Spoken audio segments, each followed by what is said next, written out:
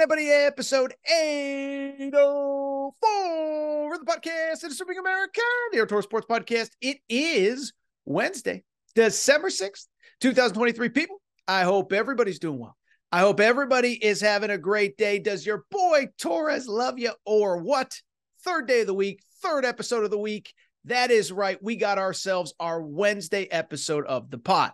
If you listen to Tuesday's bonus episode, the transfer portal opening college football, we hit on all the big names that entered. Why I bring it up today, we're going to do an update.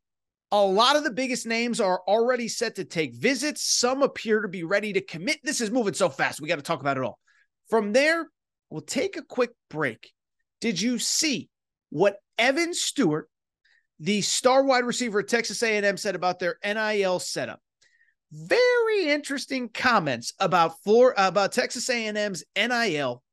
Very interesting comments. What's the truth? What's not? Fact from fiction. And oh, by the way, it is the return of our buddy Sliced Bread. That's right. He called out Sliced Bread. We talk about it. It's going to be crazy. Finally, we wrap college hoops. Tuesday night, Jimmy V Classic, the notable game there. Two notable games. No disrespect. The undercard, Florida Atlantic, Illinois.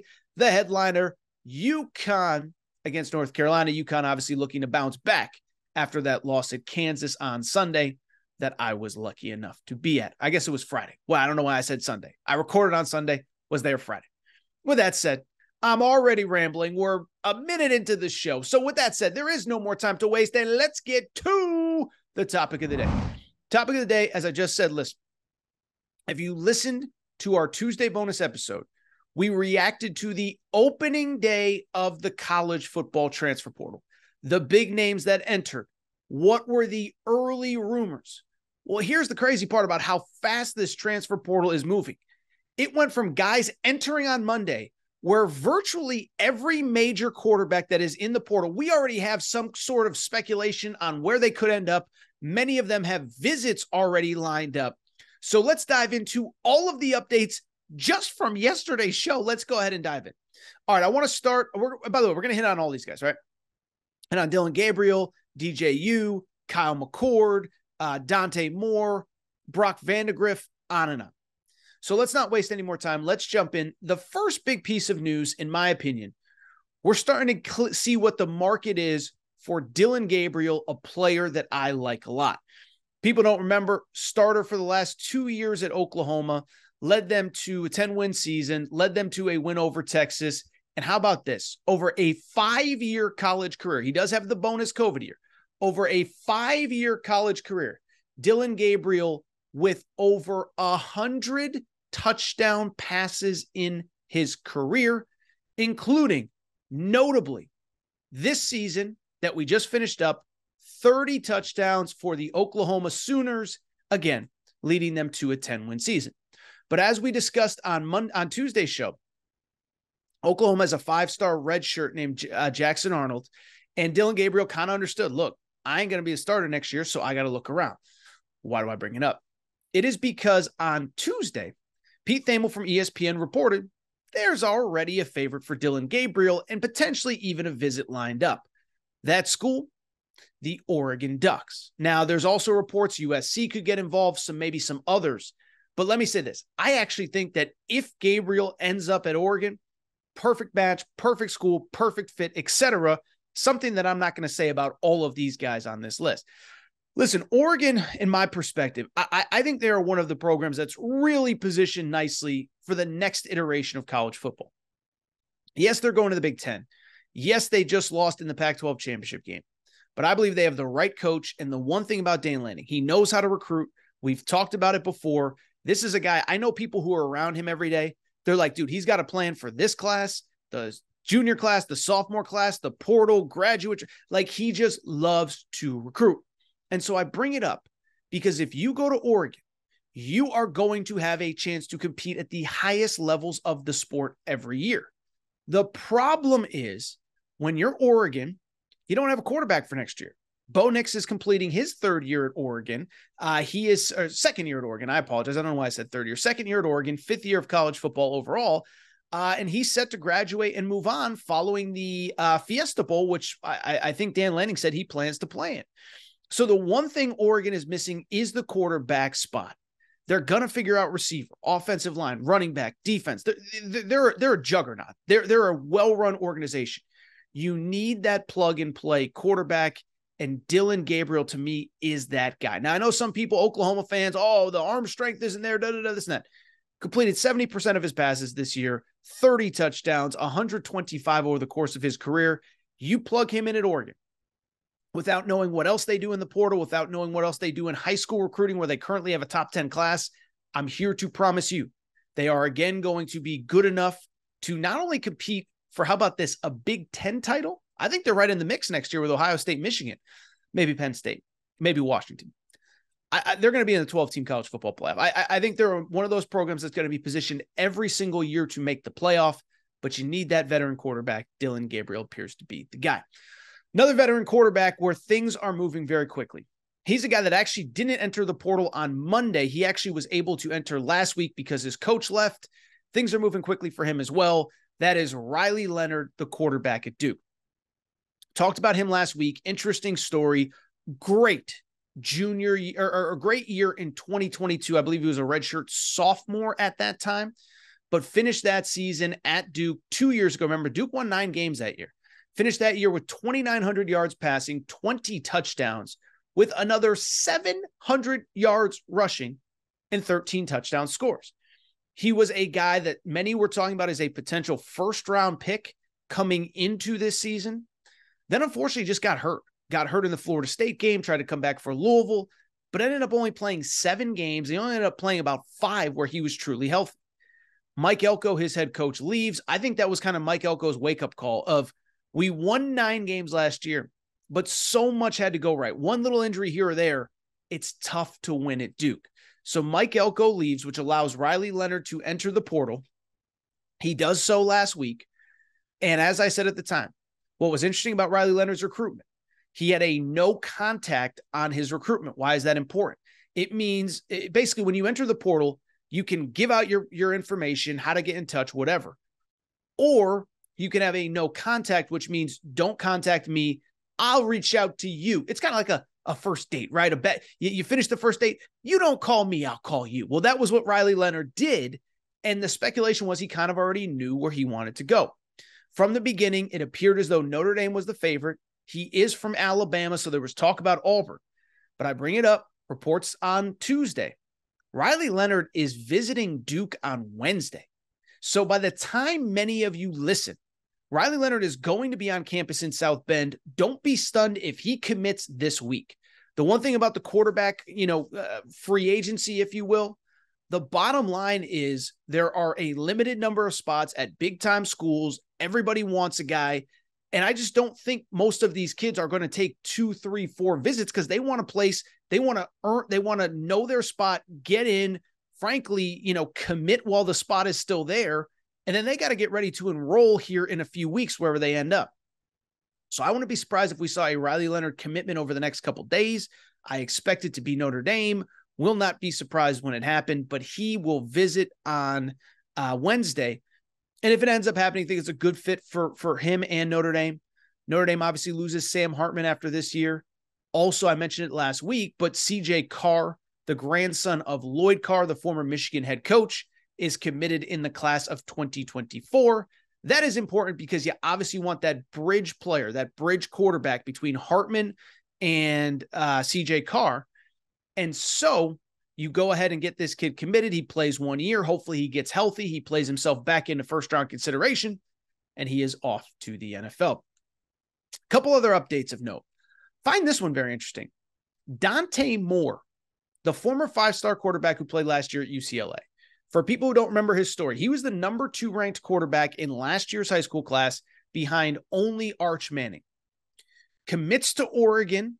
Then when Kenny Dillingham, the offensive coordinator, leaves to be the head coach at Arizona State, ends up decommitting and going to UCLA. Plays for UCLA, plays a ton of snaps. And it just didn't work out. I think he was a little, kind of small. He's not a big kid. I think he needed some time in the weight room, but UCLA said, you're a 5-star. We're going to throw you into the fire. Played about 8-9 games, started about 6-7 games, and finished with 11 touchdowns and 9 interceptions. He was up, he was down, But late in the year, with the UCLA offense kind of struggling, kind of limping to the finish line, they ended up putting Ethan Garbers, another player, in its starter. So Dante Moore ends up leaving. But we know because of his pedigree, he is going to be a super high profile recruit. Why do I bring it up? Saw a report from 24/7 Sports that really 4 schools are starting to emerge. Florida State, who we know this week, we know they need a quarterback. We obviously have discussed that. Miami needs a quarterback. Who were the other 2? Oregon, who he was, of course, committed to. We just talked about them. And the most interesting one to me, the Michigan Wolverines.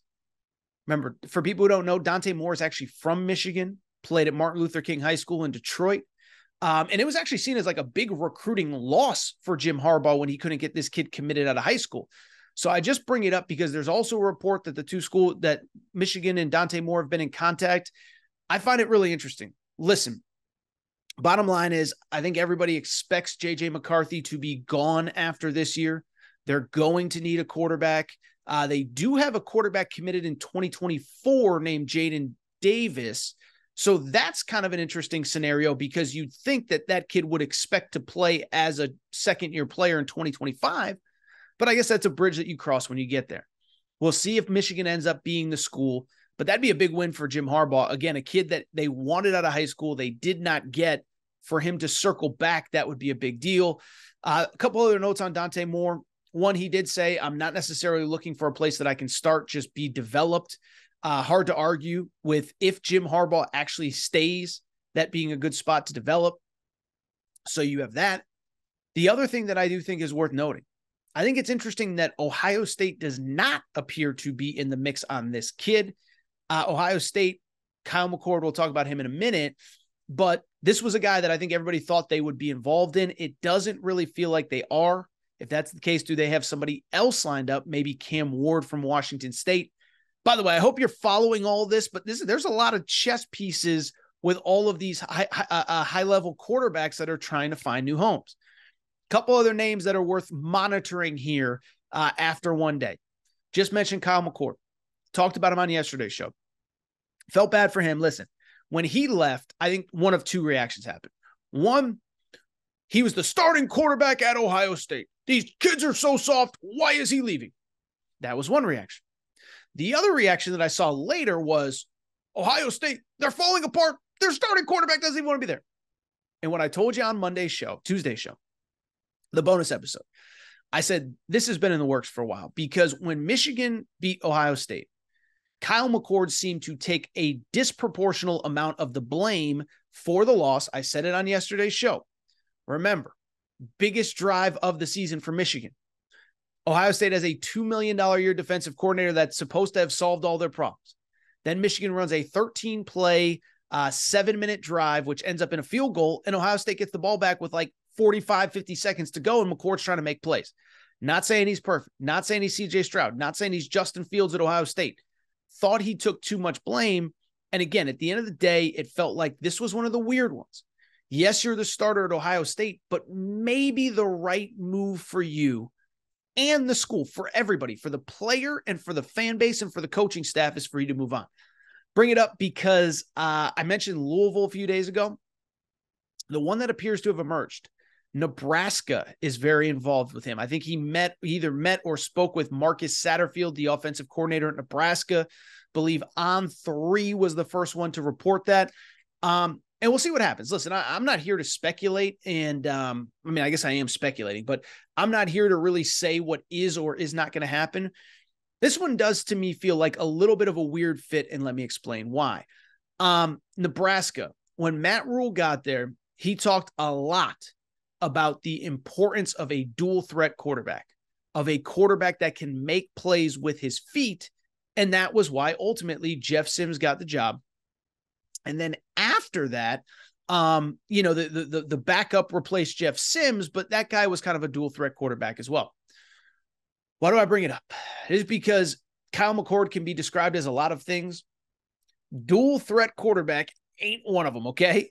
So Kyle McCord is a kid that I'm looking at the stats right now. Negative 65 yards rushing this year. Now, admittedly, in college, the way the stats work, we all know is that obviously part of the stats are when you get sacked, the sack yardage counts against your rushing yardage. But Kyle McCord, I would not describe as dual threat. So I think with Matt Rule, I get it. You need somebody. I don't know if Kyle McCord's the guy, though. I'm going to look into this one a little bit. I don't know if this one makes sense. Two other updates really quick before we get out of here. I want to get to those Evan Stewart comments. One, DJ Uiagalelei, saw a report on him that he could be down to 3 schools. Those 3 schools, remember, he was at Clemson, got a lot of blame, then went to Oregon State. And when Oregon State's head coach Jonathan Smith left, he enters the portal.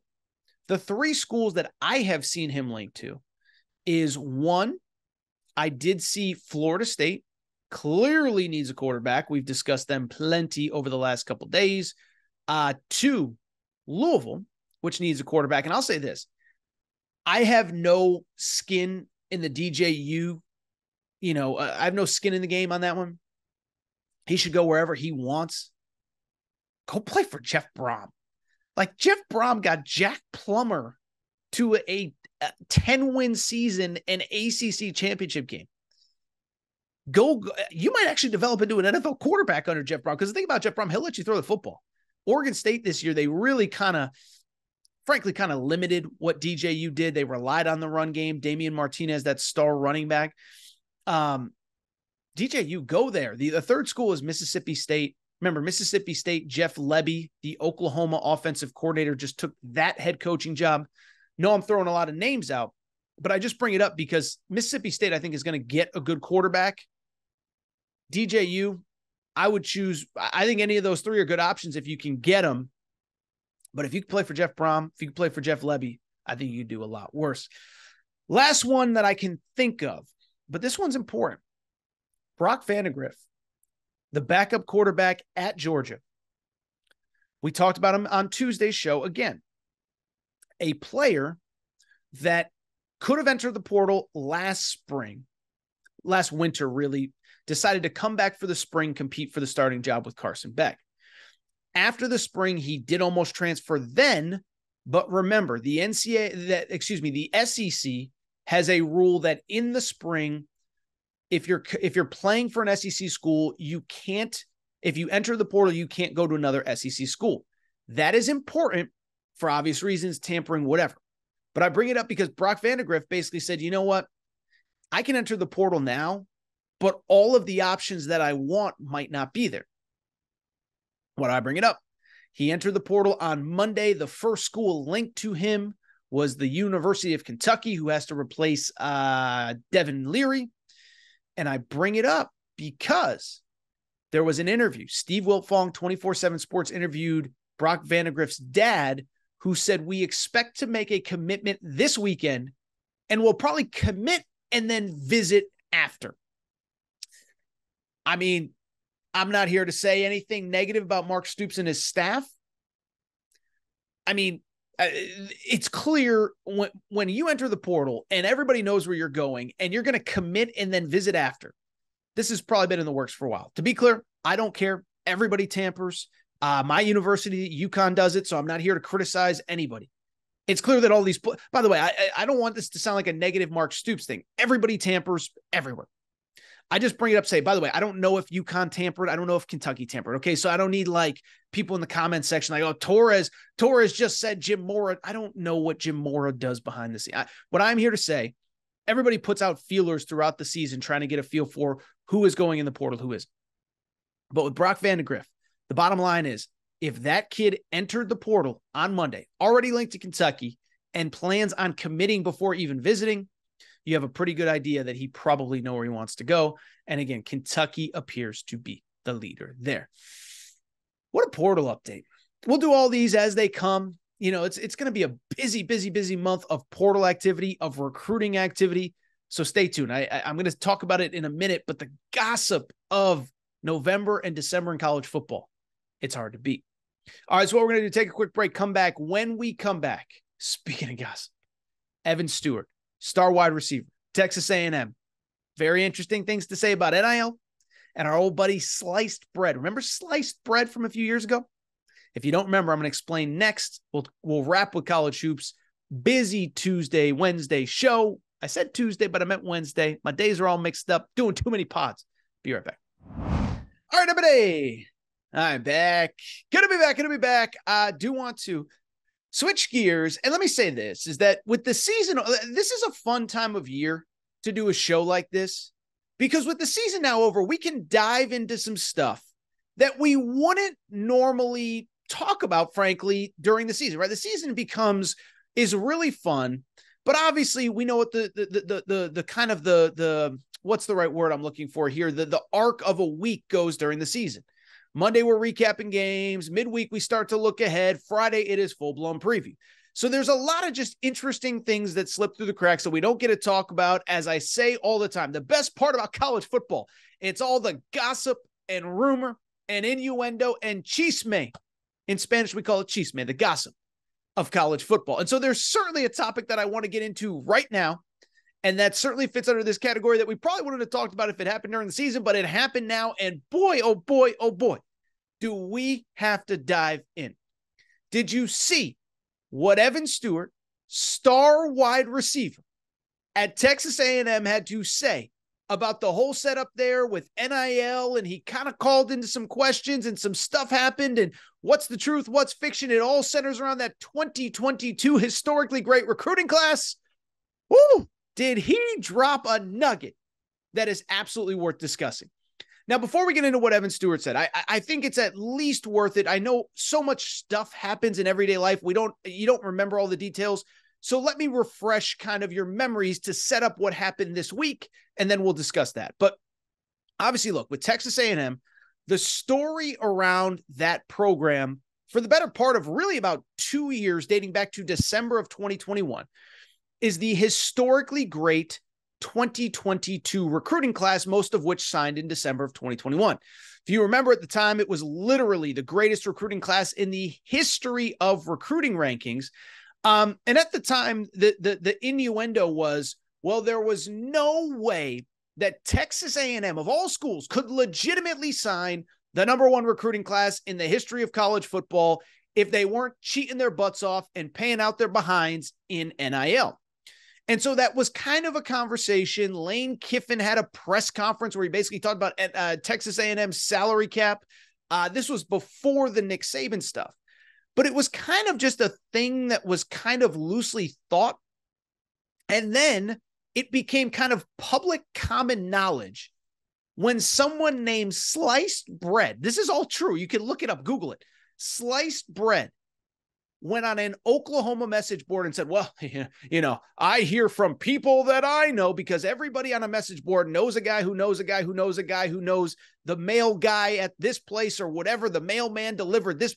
The point I'm trying to make, someone named Sliced Bread went on an Oklahoma message board and said the only reason Texas A&M signed their number one class was because they had a slush fund, essentially, that paid every Texas A&M player in that recruiting class $1 million a piece. And that was how Texas A&M signed that class. That was the only way. That was according to Sliced Bread. Now, for some reason that I'm still not aware of, that report kind of got circulated in such a way that it became like fact. And I think this is the scary part of the world that we live in, to be honest, is that people just see stuff on the internet and it just somehow becomes common fact. Like, I remember credible news outlets, credible people just talking about it in the open, like, oh yeah, well, Texas A&M, they paid the number one recruiting class. Everybody got $1 million. And at the time, I think I was the only one. I was like, are we sure that that's really what happened? Can we get somebody a little more credible than a dude or chick, I guess, named Sliced Bread on a message board? Can we get something credible? So I bring it up. You're probably sitting here saying, why are we talking about Sliced Bread today, 2 years after the fact? Well, let's go back full circle to what Evan Stewart said earlier this week as it pertained to NIL and Sliced Bread. So the portal opens on Monday. There's rumors about A&M guys going in. Walter Nolan, I'm still not officially sure if he's actually in, but Hayes Fawcett puts out a report that he plans to enter the transfer portal. And I bring it up because a player on Texas A&M's roster named Bobby Taylor, who was part of that 2022 recruiting class, puts out a post on Instagram that says this. He said, no way 2 years ago you could have told me Jimbo would be fired, coaches leave, and half the class dips. How that happened. Evan Stewart then, and this is where it gets juicy, under the comments section, basically says that this is exactly what he says. He comments on an Instagram post. So we're talking about comments on an Instagram post here on a Wednesday Aaron Torres pod. That's how we roll, baby. But Evan Stewart says, I saw it coming freshman year when I didn't get paid $1 from A&M, but sliced bread had y'all thinking we was millionaires. And so Evan Stewart becomes a national headline because he commented on Bobby Taylor's Instagram post, and this story went viral. And I got a lot of thoughts, but I actually see it differently than most. I think most people see it as a shot at Texas A&M, a shot at NIL. Oh my goodness, all those kids went and none of them got paid. Well, here's my question. If all of them went and none of them got paid, then why are they all still there? Most of the players in that class are still there. Now, we'll see what happens with this portal, cycle over these next few weeks. But Evan Stewart's still there. Most of the best players are still there. And so what I saw is what I talked about at the time. I said, do I think that NIL played no role in the 2022 recruiting class working the way that it did? No, I don't think NIL. I think NIL plays some role in every recruitment everywhere in America, football, basketball, maybe even in sometimes a sport like baseball or whatever. But do I think, this is what I said at the time, and I still believe it now, do I think that NIL was the only reason? Do I think there was a magic slush fund with $1 million per player, according to Sliced Bread? I thought it was ridiculous then, and what Evan Stewart said confirmed it. I believe that most of that class went to Texas A&M because they actually wanted to be at Texas A&M. I know it sounds crazy, but I remember talking about this at the time. Did a big segment, went crazy viral. There were a lot of legitimate reasons outside of NIL why Texas A&M put together that recruiting class that nobody wanted to talk about. Everybody wanted to talk about sliced bread. No. There were legitimate reasons that class came together. First off, let's get into why that class came together, because it certainly wasn't NIL, and why the class is staying together, at least so far. It's because they like A&M. And there are a lot of different reasons why. One, why did the class come together? First of all, you can criticize Jimbo Fisher for a lot. Wasn't a good game day coach, overpaid, stole money from the school, left Florida State high and dry and in a terrible position that Mike Norvell is just now starting to clean up, okay? But the one thing you can never say, Jimbo Fisher always could recruit, man. He could always recruit in the pre-NIL era and in the post-NIL era. Go back and look at the recruiting classes before 2022, okay? In the pre-2022 recruiting class, 2021, he signed the number 8 recruiting class in the country. 2020, he signed the number 6 recruiting class in the country. And in 2019, he signed the number 4 recruiting class in the country. So the 3 years before the historic 2022 class, he had top 10 classes, including one top 5 class at Texas A&M. So he could always recruit pre-NIL. And then 2022, well, you can't go from 6-1 or 4-1 or 8-1. Yeah, you can. Because as I said at the time, there was a wild confluence of events that led to that A&M class coming together that wasn't just NIL. First of all, remember, Texas A&M, where is it located on a map? You don't need to be a geography expert to know. There is a major city that is a major high school football hotbed, about an hour from College Station, Houston, Texas. I've been there many times. I was there for the Final Four. You can get in a car, drive, and in about an hour, you can be in College Station. And Houston has always been Texas A&M's recruiting home base. That year was a historically great class in Houston. I forget all the details. I'm not going to go through all the players. But the bottom line is, you go back to that season, Houston had a historic recruiting year, okay, as far as talent that it produced. I remember there being a stat where it was like, if Texas A&M only signed the kids out of Houston that they signed, or the Houston area, they would have still ended up with the number 12 class overall. So just the Houston kids, number 12 class, including Connor Wigman, who is going to be the starting quarterback next year. So that's one. 2, and I think this is important. Remember when most of those kids committed to Texas A&M. Remember, when a kid commits, for the most part, most kids commit the summer after their junior years. Summer after their junior years, they take all the campus visits, they get offers, they sit down with the coach in the office, they kiss babies and shake hands. Coach says, we want you. Kid says, I'm coming. Most kids commit in the summer of their junior year. Well, what was the summer of all those players' junior years? Let's do some math, okay? So they graduate high school in the spring of 2022, which means they started their senior years in the fall of 2021, which means most committed in the summer of 2021. Why is that important? Oh, I don't know. It was because Texas A&M was coming off the best season of the Jimbo Fisher era. They went 9-1 in the COVID year. Now, we can look back and say it was a mirage, an aberration. But at the time, Texas A&M finished 5th in the college football playoff rankings, nearly made the college football playoff. And so I bring it up because at the time, like there was a thought like Texas A&M really is on the rise. They just finished 9-1. They just finished 5th in the college football playoff rankings. And you don't think Jimbo Fisher sold that to those kids? Hey, we're really close. We're at number 5. You all come here. Guess what? We're going to be number 1 by the time you leave here. And they still might be. Maybe Mike Elko will get them there. Jimbo won't get them there, but they still might be if that group largely sticks together. Keep in mind also, a lot of those kids visited in the fall of 2021. What happened in the fall of 2021? Oh, Texas A&M beat Alabama. So even though it wasn't an incredible season on the field, most kids committed, then they're all visiting when Texas A&M beats Alabama. It all makes sense. Finally, and I think this is a really important part that nobody talks about. You know what else worked in Texas A&M's favor? A few things with the coaching carousel. One, Steve Sarkisian had just finished a bad first year at Texas A&M, 5-7 overall, okay? Not here to pick on Steve Sarkisian. He's done an amazing job, has Texas in the playoff. He's the man. Can't knock him. I was critical of him in the preseason. He has that Texas program rolling right now. But he was coming off a 5-7 year. Texas was not a hot brand in college football at that time. But beyond that, that was a wildly volatile coaching carousel that led to a lot of Texas A&M success. Remember, that was the year. USC fires Clay Helton in September. LSU fires Coach O in October.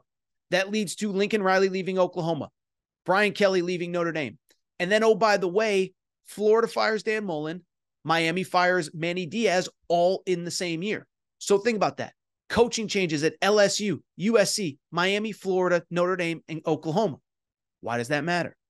There was a lot of kids that were committed other places that switched their commitments when the coach that was recruiting them left. We talked about this at the time.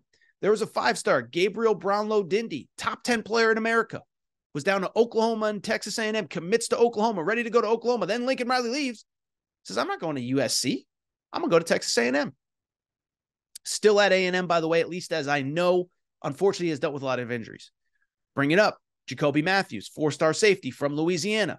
Forget if he was ever technically committed to LSU, but LSU was the favorite. Then Coach O gets fired. Ends up at A&M. Shamar Stewart, 5-star defensive lineman from Miami, was down to Miami, Florida, and Texas A&M. Miami fires its coach. Florida fires its coach. Shamar Stewart says, well, I'm not going to go play for Billy Napier. I don't know Billy Napier. I'm not going to play for Mario Cristobal. I don't know Mario Cristobal. Where does he end up? Texas A&M. So listen, goes back to what I feel like you ever see, if you haven't watched the show, you've certainly seen the GIF, the Johnny Drama victory GIF from Entourage. That's how I feel here, because to me, this vindicates what I said. I never believed that Texas A&M could not put together a recruiting class without egregiously overpaying for players. And by the way, I'll go back to what I said a minute ago. People want to say, oh, Evan Stewart was taking a shot at NIL. I don't think he was taking a shot at NIL. I think what he was saying was, if you thought that we were millionaires by coming to A&M, you're an idiot. And again, it goes back to what I said a minute ago. If it was only about NIL and they didn't get paid and that's all it was about, then why haven't all of them bounced? The only ones that have really bounced are the ones that were in trouble. Walter Nolan this week said he would go in the portal, but everybody else is still there. Now, it may change. I don't know. I'm just bringing it up to say this feels like victory for Torres because I never bought that dumb narrative, and neither should you. And by the way, 2 quick closing thoughts because I want to get to some other stuff. But I bring it up for two reasons. One, be careful the media you consume. Even good media members ran with that. Oh, I mean, everyone knows A&M's paying $1 million a year. Yeah, they're paying $1 million a year to 30 kids. There's a $30 million slush fund just lying around. The 3-star punter got $1 million coming to A&M. Really, that's what we're doing. So be careful. And then two, lastly, I'll say this. I do think this is the lasting legacy of Jimbo Fisher. Wasn't good enough on the field. Didn't win enough games. Lost too many games that he shouldn't lose. We've been over that time and time again. But he proved you can recruit at an elite level at A&M. There are enough good players to go around. The resources are there. The facilities are there. The stadium, the game day experience is incredible. Now we'll see if Mike Elko, what he can do with the leftovers from that 2022 class. By the way, we'll see how much of that 2022 class ends up staying and finishing this thing out. But I never believed that story. Evan Stewart confirmed it. All right, so what we're going to do, take a quick break, come back. When we come back, we'll talk a little bit of college hoops. UConn, North Carolina, Tuesday night. You know I want to discuss that. Quick break. Be right back. All right, everybody. I'm back. Good to be back. Final segment of the show. So good to be back. Do want to go ahead and wrap with just a little bit of college hoops. And listen, if you're a college hoops fan and you're like, Torres, why are you not talking more college hoops? I'm here to tell you, give us a couple weeks. We're starting to ramp up. I got my eye on everything. I see what's going on. I just don't talk about it a ton because college football just ended. The portal just opened. Things are getting crazy in college football. But I'm here to promise you, we're talking so much college hoops here over the next 4 or 5 months, baby. December into January, into February, into March, plus the portal. Oh, it is coming. It is on like Donkey Kong, as the kids say. Anyway, I do want to get to a busy, that was awful. Forgive me. Busy college hoops night on Tuesday. Want to dive in. And obviously, look, I want to start the games that I think everybody kind of had their eye on. That was the Jimmy V Classic, New York City, Madison Square Garden. First of all, you don't need me to say, listen, I've criticized ESPN for a lot. I'm so glad that they continue this Jimmy V legacy, these games, what they're about, the speech, cancer awareness. I don't mean to get emotional or serious. This is a fun show. It's supposed to be a loose show, but this is a serious topic. And I'm so glad that they put a spotlight on this, on cancer research, on raising funds, etc. So credit to ESPN for a great event as always. And from a basketball perspective, let's start with the UConn-North Carolina game. Top 10 matchup. UConn, of course, the last time we saw them on the court was Friday night at Phog Allen Fieldhouse. Well, UConn bounces back very nicely with a very nice win. Final score 87-76 at Madison Square Garden.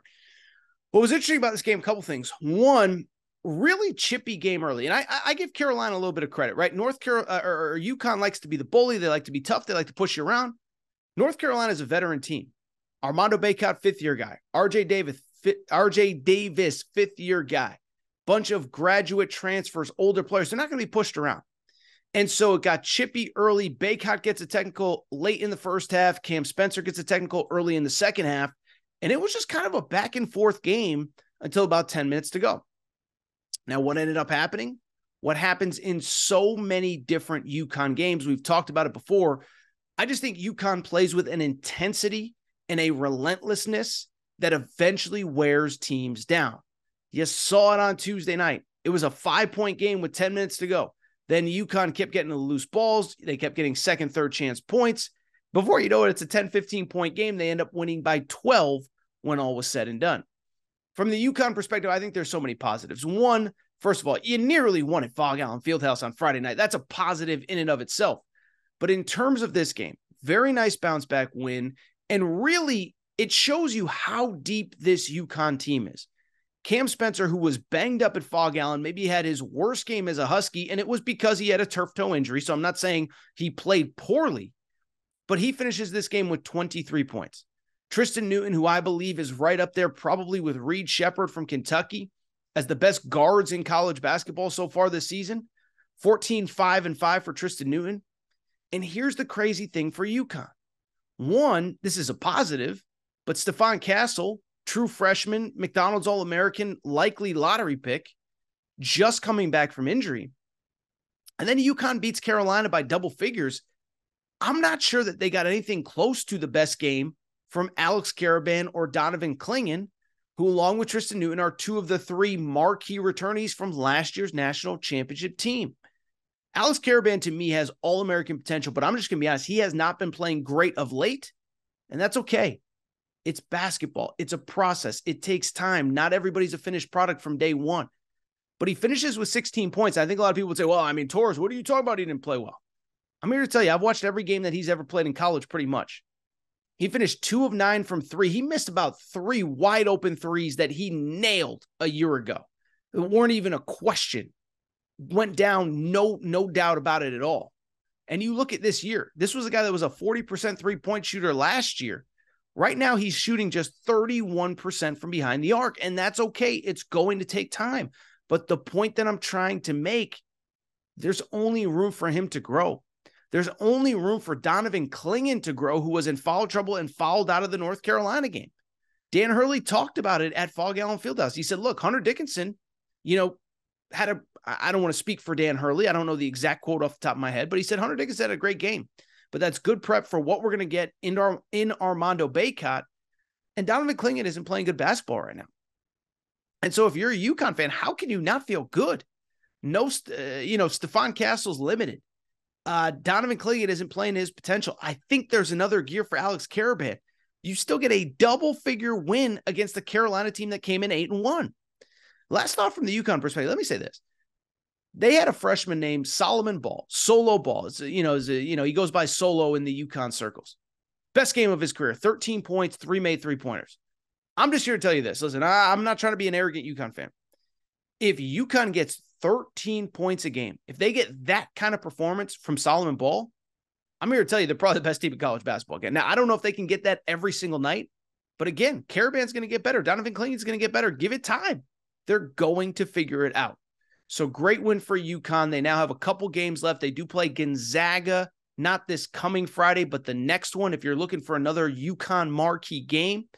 But I'm here to tell you, I think this team is starting to figure it out and starting to get better as they go into Big East play. Dan Hurley said it on Friday at Fog Allen. I was there. He said, look, this team has the potential to be as good or better than last year's team, but we're not there yet. From the North Carolina perspective, I'll say this. I like North Carolina. Now, maybe I'm a little biased. I picked them to go to the Final Four, but they are largely the team that I thought they would be coming into the year.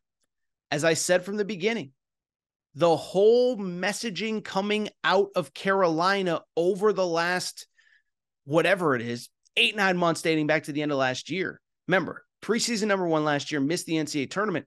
The messaging was Caleb Love was kind of the problem. And I'm not here to say Caleb Love is a bad kid. I know the Arizona people love him. He's been great at Arizona. But what I said was, I think the pieces fit better. I think Carolina is going to be pretty good. Well, as we record right here, right now, Carolina is 7-2 this season. They beat Arkansas in the Bahamas. They took care of business against some other teams. They opened ACC play with a win over Florida State. And, of course, that dominant win over Tennessee just a few nights ago in the SEC-ACC Challenge. Big night for RJ Davis, 26 points. But overall, I'm just here to say I like Carolina. I mean, look, I don't think they're like number 1 seed good. But if you watch the ACC this year, I think Miami's pretty good. I think Virginia is actually better than I gave them credit for. Duke is not as good as people thought. Clemson, I know Clemson's having a good year, but come on, Clemson's had good starts before. But you look at the ACC, I think Carolina could win this thing. I think Virginia is going to win it because Virginia wins it every year. By the way, Duke overrated. We've talked about it already on like the last 3 episodes. But if you're Carolina, you got to feel good going into ACC play, 20 league games. I think you can finish second. I think you can finish first, depending on how things go. But like what I see out of this team so far.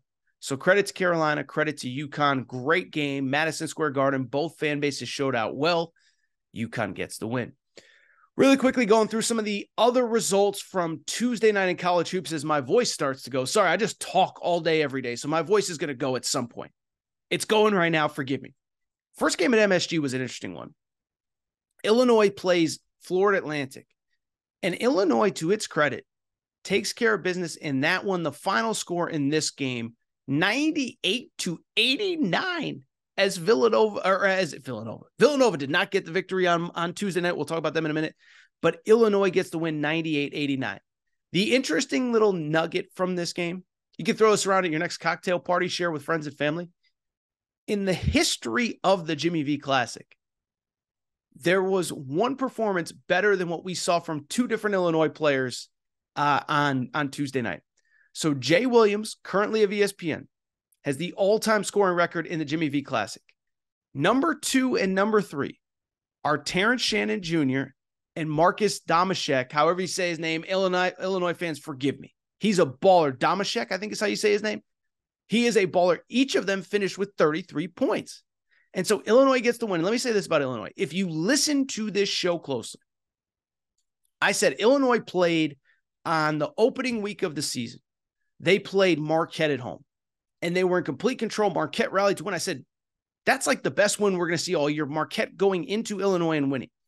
But I bring it up because if you remember in the preseason, Illinois played Kansas at home in a charity exhibition in which both teams were trying to win that game. And Illinois came out with the victory. And so I bring it up because I think Illinois is about one of the 10 to 12 best teams I've seen in college basketball this year. Only loss right now was to Marquette at home. Marquette's really good. And that three-headed monster of Marcus Domashek, Coleman Hawkins, and TJ Shannon, Terrence Shannon Jr., that's as good as any trio in college basketball. And so in a year where, I'll be honest, don't really trust Purdue. We'll talk about them at some point down the road. Michigan State lost again on Tuesday. We'll talk about them momentarily. Why can't Illinois win the Big Ten? Now, Purdue should be favored, but Illinois has all the pieces, that three-headed monster. They got dudes, man. I'm here to tell you, Illinois is a really good team. Look out for them. I think I said it after the Marquette game. I said, look, they're a team that I think if I had to do my preseason top 25 over, I think I had them 26, 27. I would have had them in the top 20. That was probably a team that I missed, but Illinois gets the win. Really quickly, I want to give credit to Florida Atlantic because, listen, they made a Final Four last year. We all know that. And I think there's a natural inclination. Small school makes a Final Four. And it is worth noting, like they easily could have lost in the first round of the tournament last year to Memphis. I think the stat was like Memphis had the ball like up 4 with like 30 seconds to go and somehow lost the game. But I bring it up because when you bring everybody back in college basketball, everyone just assumes like, oh, you're going to keep doing what you're doing. And it doesn't always work like that. But the Florida Atlantic guys seem to be bought in. This was a game they easily could have won. Want to go ahead and give them a little bit of credit because I thought they were just as good as Illinois, and Illinois, I believe, is as good as any team in the Big Ten.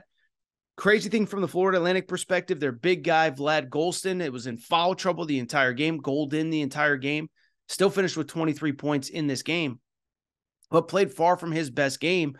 But overall, Florida Atlantic, I'm just really impressed. I really thought, okay, they struck lightning in a bottle. How good are they really? Da-da-da-da-da. Well, guess what? They're sitting at 7-2. They won one of the MTEs. They beat Texas A&M, which is a really good team this year.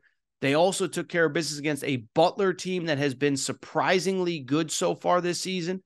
Butler sitting at 7-2 coming out of Tuesday night. So I just give Florida Atlantic credit because I think they're better than I thought. They don't get the win against Illinois, but they are a little bit better. Really quickly, a couple more results from Tuesday night. A couple teams I've told you about did not look very good. One, Michigan State loses at home to Wisconsin. Now, look, Wisconsin might just be good. They lost early in the year to Tennessee and took another loss along the way. But remember, Wisconsin beat Marquette at home on Saturday. Watched most of that game on my flight back from Kansas to LA. And then they go into the Breslin Center and they get a win against Michigan State on Tuesday night. Now, I want to credit Wisconsin, who has now nicely bounced back, a definitive top 25 team. But I think it's time to hit the panic button if you're Michigan State. Do you know right now Michigan State is 4-4? They started the preseason in the top 5. They're currently 4-4. That ties for the worst record ever. Well, not ever, of the last 40 years for a team that started the year in the preseason top 5. They're 4-4 right now. And when I look at Michigan State, listen, I get a lot of stuff right. I get a lot of stuff wrong. I kind of nailed this the night of the Champions Classic. I watched the Duke game. They don't win. And what I told you at the time, I said, I don't know if they have a second guy outside of a kid by the name of Tyson Walker. So I said, Tyson Walker's a dude that can get buckets. He can do whatever. I don't know if they have that second guy, though, that can go ahead and get you 15, 18, 20 points if you need it when he's not playing well. Well, coming into Tuesday night, Tyson Walker's averaging 20 a game. The second leading scorer is averaging 10 a game. And Tuesday night was pretty much the same problem for Michigan State. At home, they lose by 13. Tyson Walker finishes with 22. The next leading scorer for Michigan State had 14. Nobody else had more than 5. When you have two guys combined for 36 points and nobody else scores more than 5, you're kind of sort of screwed. And that's kind of who I think Michigan State is this year. I just think they are what they are. They're fine. They're not elite. They'll probably make the tournament. They might win a game because Tom Izzo's a great tournament coach. I think they're limited in what they do. I don't think they're a top 25 team. I'm sorry. I think that's the fact. I hate to say it, but it's the truth. So Michigan State takes a loss. Congrats to Wisconsin. Really quickly, one other result. Got to talk really quickly about Villanova at Kansas State. This is part of that Big East, Big 12 challenge, which, by the way, the Big East is getting punked hard in this event. I don't think you can really blame UConn for losing at Kansas on Friday night, but that was part of this event. Providence lost at Oklahoma. I like Providence, but Oklahoma is undefeated. Oklahoma plays Arkansas this weekend, by the way. But I bring it up because Villanova lost on the road to Kansas State. Now, I'm not here to freak out about Villanova losing at Kansas State. Kansas State plays in a building called the Octagon of Doom, as tough of a place as anybody to play in college basketball. At the same time, with the loss, Villanova is now 6-4 overall. They've now lost 3 straight games. They lost to St. Joseph's last Wednesday. They lost to Drexel last Saturday. And now they lost to Kansas State in overtime. And again, I'm not going to freak out about a loss to Kansas State at Kansas State. But you know now, Kyle Neptune, this is the guy who replaced Jay Wright. He's been on the job since the start of last season. So less than a year and a half. He already has 3 separate losing streaks of 3+ games. And I said it last year. I want to make an excuse. Justin Moore was injured. He was the returning player from the Final Four team who got hurt in the NCAA tournament 2 years ago. Cam Whitmore, freshman, was hurt. Everybody wants to make excuses for Kyle Neptune. And I said, you're Villanova. You're losing games that Villanova should never lose, period. Well, now they're 6-4. They have a loss to St. Joseph's. They have a loss to Drexel. They have a loss to Penn. And I think it's officially time to do the panic button. If you want, I guess, some entertainment, I wouldn't do this if I was a Kyle Neptune supporter. You search Kyle Neptune on Twitter right now, it is not pretty. Villanova is 6-4. They are struggling. The wild part is they won the battle for Atlantis. They beat Carolina, they beat Texas Tech, and they beat Memphis in Atlantis. But they have now lost 3 in a row since getting back to the States. And they are a team that is as confusing as any, as Villanova takes its 3rd straight loss on Tuesday night.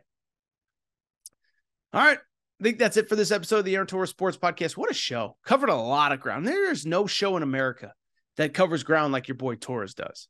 But with that said, it is time for me to get out of here. If you're not subscribed, please make sure to do so. Apple, Spotify, Amazon Music, Google Music, wherever you listen to podcasts, make sure to subscribe. Also, make sure to rate and review the show. Go ahead, give us a quick 5 stars. Let us know what you like, what you don't like, all that good stuff.